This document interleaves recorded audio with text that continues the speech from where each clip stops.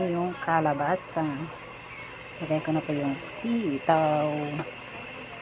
Ayan.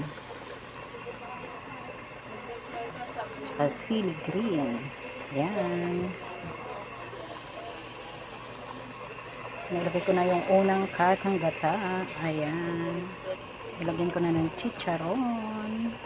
Tsaka giniling. Yung una po yung giniling. Dinagdagan ko ng chicharon. Yan guys, ilagay ko na yung pangalawang gata ng niyog. Ayan. Gata ng niyog. At chicharon. Ayan. Chicharon guys, nilagyan ko na.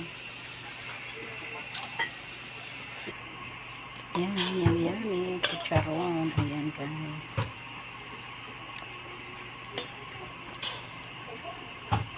Kuluan ko muna ng 20 minutes. Luto na yan guys. Kasi malambot na konti no kalabasa.